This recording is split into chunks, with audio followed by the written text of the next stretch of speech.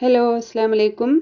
ഇന്നത്തെ വീഡിയോ വളരെ എളുപ്പത്തിൽ ചെയ്തെടുക്കാൻ പറ്റിയ നല്ല ടേസ്റ്റി ആയിട്ടുള്ള ഒരു പ്ലം കേക്കിൻ്റെ റെസിപ്പിയാണ്. ഈ ഒരു കേക്ക് ഒരു പ്രാവശ്യം ഒന്ന് ട്രൈ ചെയ്ത് നോക്കിയാൽ പിന്നെ നിങ്ങൾ കടകളിൽ നിന്ന് ഈ ഒരു കേക്ക് വാങ്ങിക്കുകയില്ല, അത്ര ടേസ്റ്റാണ്. അപ്പോൾ എല്ലാവരും ഒന്ന് ട്രൈ ചെയ്ത് നോക്കുക. ആദ്യമായിട്ട് എൻ്റെ ചാനൽ കാണുന്നവരുണ്ടെങ്കിൽ ഒന്ന് സബ്സ്ക്രൈബ് ചെയ്ത് സപ്പോർട്ട് ചെയ്യുക, കൂടെ ആ ബെൽ ബട്ടണും കൂടെ ഒന്ന് ക്ലിക്ക് ചെയ്യുക.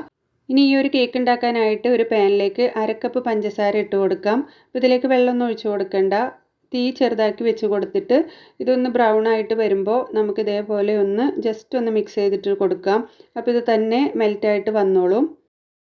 അപ്പോൾ പഞ്ചസാര കരിഞ്ഞു പോകാതിരിക്കാൻ ഒന്ന് പ്രത്യേകം ശ്രദ്ധിക്കുക. തീ വളരെ ചെറുതാക്കിയിട്ട് വെച്ച് കൊടുക്കുക.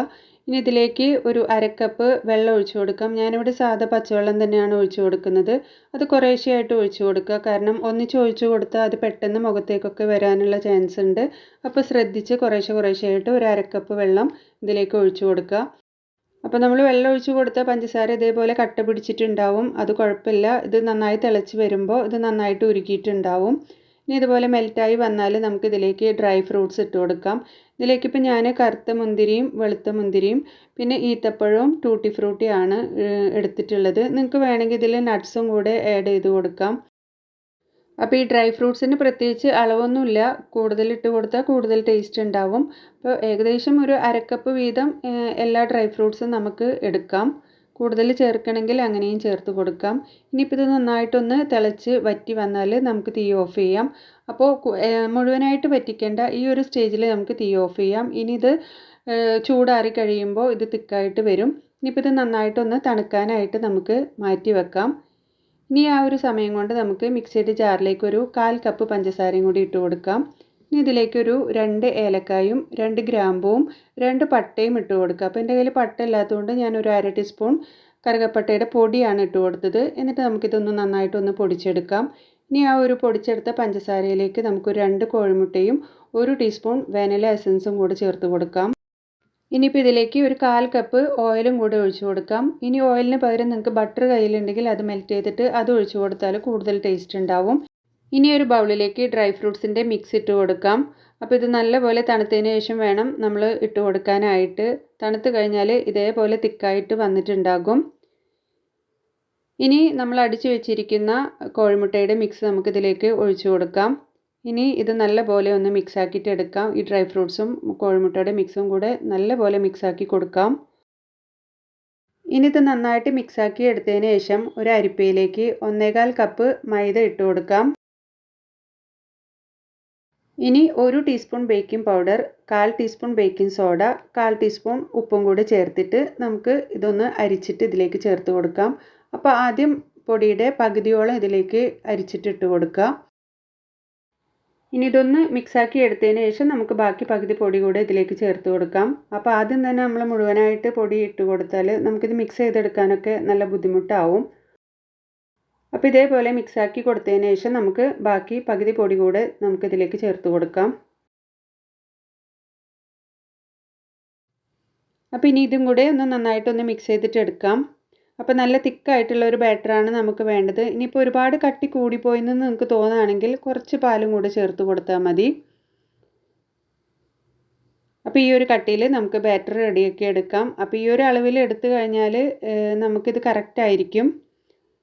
ഇനിയിപ്പോൾ ഒരു കേക്ക് ടിന്ന് ഞാൻ എടുത്തിട്ടുണ്ട്. ഇതിലേക്ക് എൻ്റെ കയ്യിൽ ബട്ടർ പേപ്പർ ഇല്ലാത്തതുകൊണ്ട് ഞാനിവിടെ വൈറ്റ് പേപ്പറാണ് എടുത്തിട്ടുള്ളത്. ഇനിയിപ്പോൾ അതിലേക്ക് കുറച്ച് ഓയിൽ സ്പ്രെഡാക്കി കൊടുത്താൽ മതി. അപ്പോൾ നമുക്ക് ബട്ടർ പേപ്പറിൻ്റെ അതേ എഫക്റ്റ് തന്നെ കിട്ടും. അപ്പോൾ സാധാ നമ്മുടെ ബുക്കിൻ്റെ പേജ് എടുത്തിട്ട് വെട്ടിയെടുത്തിട്ട് ഇതേപോലെ ഓയിൽ തടവി കൊടുത്താൽ നമുക്ക് ബട്ടർ പേപ്പറിന് പകരമായിട്ട് നമുക്ക് യൂസ് ചെയ്യാനായിട്ട് പറ്റും. അപ്പോൾ കേക്ക് ടിന്ന് റെഡിയാക്കി എടുത്തതിന് ശേഷം നമ്മൾ റെഡിയാക്കി വെച്ചിട്ടുള്ള കേക്കിൻ്റെ ബാറ്റർ ഇതിലേക്ക് ഇട്ട് കൊടുക്കാം. ഇനിയിപ്പോൾ നിങ്ങളുടെ കയ്യിൽ കേക്ക് ടിൻ ഇല്ലെങ്കിൽ ഇതേപോലെ റൗണ്ടിലുള്ള ഏതെങ്കിലും ഒരു പാത്രം എടുത്താലും മതി.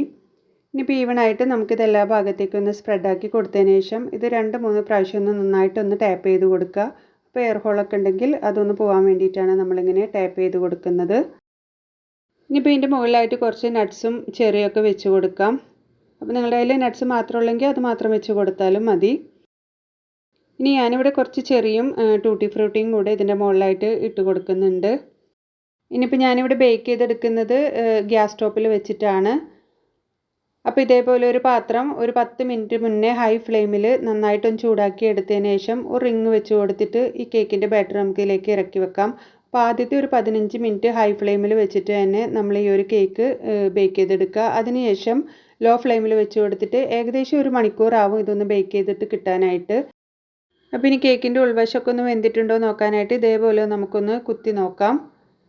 അപ്പോൾ നല്ല ക്ലീൻ ആയിട്ട് വന്നിട്ടുണ്ടെങ്കിൽ നമുക്ക് കേക്ക് എടുക്കാം. അപ്പോൾ നല്ല അടിപൊളി പ്ലം കേക്കാണ്. അപ്പോൾ നമുക്കിത് ചൂടാറി കഴിഞ്ഞതിന് ശേഷം നമുക്കിതൊന്ന് കട്ട് ചെയ്തിട്ട് നോക്കാം. അപ്പോൾ ഈ ഒരു പ്ലം കേക്ക് നല്ലപോലെ തണുത്തതിന് ശേഷം വേണം കഴിക്കാനായിട്ട്. ചൂടോടെ കഴിക്കുമ്പോൾ ഇതിൻ്റെ ഫ്ലേവറൊന്നും അത്ര ഇതിലേക്ക് വന്നിട്ടുണ്ടാവില്ല. നല്ലപോലെ തണുത്ത് കഴിഞ്ഞാലാണ് നമ്മൾ ചേർത്തിട്ടുള്ള ഗ്രാമ്പൂവിൻ്റെയും ഏലക്കായുടെ ഒക്കെ സ്മെല്ല് ഇതിലേക്ക് വന്നിട്ടുണ്ടാവുക. ഒരു പിറ്റേ ദിവസമൊക്കെ കഴിക്കുകയാണെങ്കിൽ ഇതിന് കൂടുതൽ ടേസ്റ്റ് ഉണ്ടാവും. അപ്പോൾ ഇനി നിങ്ങൾക്ക് വേണമെങ്കിൽ ഇതിലേക്ക് ഓറഞ്ചിൻ്റെ തൊലിയും ഓറഞ്ചിൻ്റെ നീരും ഈ ഒരു കേക്കിൻ്റെ ബാറ്റർ ഉണ്ടാക്കുമ്പോൾ ചേർത്ത് കൊടുക്കാം. പക്ഷേ ഇങ്ങനെ ഉണ്ടാക്കിയാലും അതേ ടേസ്റ്റ് തന്നെ കിട്ടും. അപ്പോൾ എല്ലാവരും ഒന്ന് ട്രൈ ചെയ്ത് നോക്കുക. ഇനി ചാനൽ ആദ്യമായിട്ട് കാണുന്നവരുണ്ടെങ്കിൽ ഒന്ന് സബ്സ്ക്രൈബ് ചെയ്ത് സപ്പോർട്ട് ചെയ്യുക. അപ്പോൾ ഇനി അടുത്ത വീഡിയോയിൽ കാണാം. താങ്ക്